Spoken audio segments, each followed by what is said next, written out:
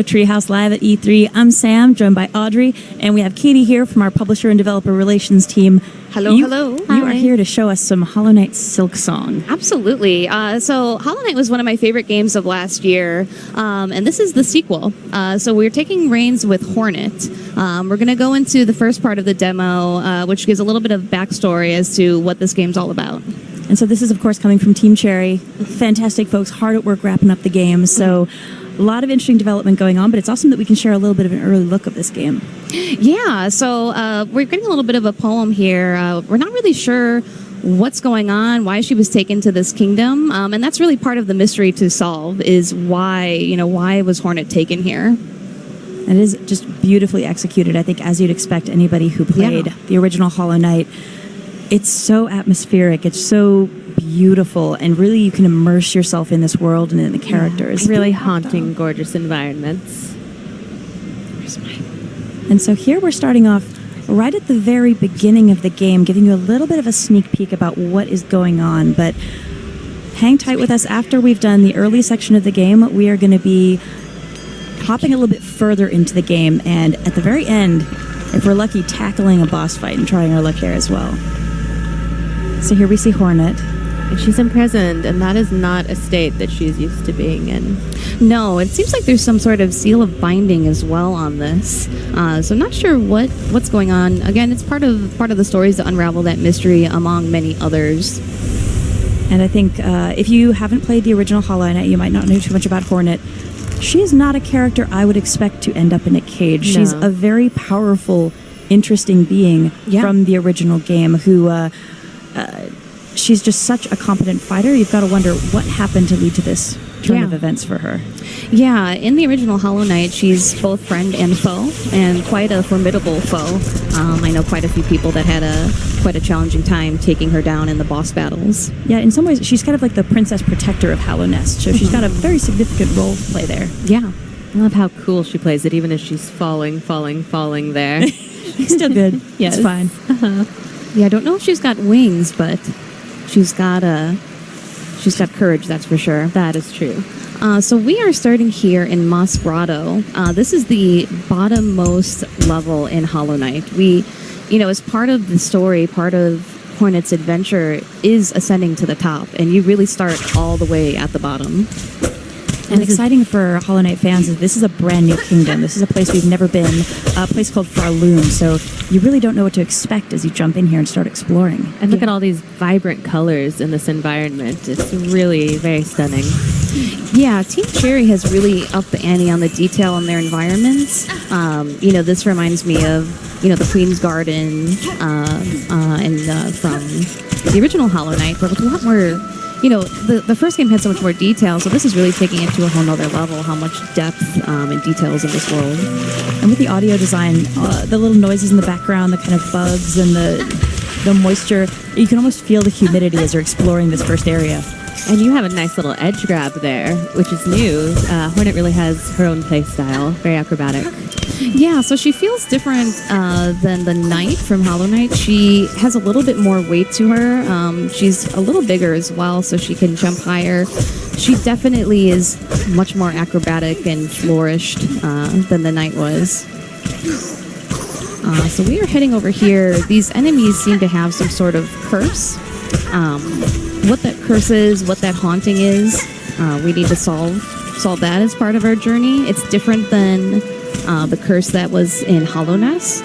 And it is kind of tragic as you're exploring it here and you find all these little bugs. In some respects, they're still toiling away at their life's work, but their minds aren't their own anymore. And you really feel for them because as you go through and you meet these characters, my heart breaks for these poor little bugs, I'll be honest. Yeah, bugs get a really rough deal in these worlds. They seem to, like in Hollow Knight, they had sentience at some point and then they almost become a hive mind again. In this story, they're also possessed by which force. It might tie into something related to sort of the themes that we see often, like the bells, some of the religious undertones, but that's just a conjecture on my part. And we mentioned this previously, but this is the very beginning of the game. So Yes. things are a little slower here, but they ramp up. They absolutely ramp up. The enemies get harder. You get more moves. You get more tools. And right now, she doesn't have many actions. I can jump. I can hit. I can dash downward like that, and that's about it. But there's much more to learn as you progress through the world. It's really satisfying to get those new abilities as the game progresses. Oh, for sure. Yeah, she's always learning. I mean, if it seemed like she was a seasoned foe in Hollow Knight, you guys haven't seen anything yet. So we are entering this first boss fight here against Moss Mother.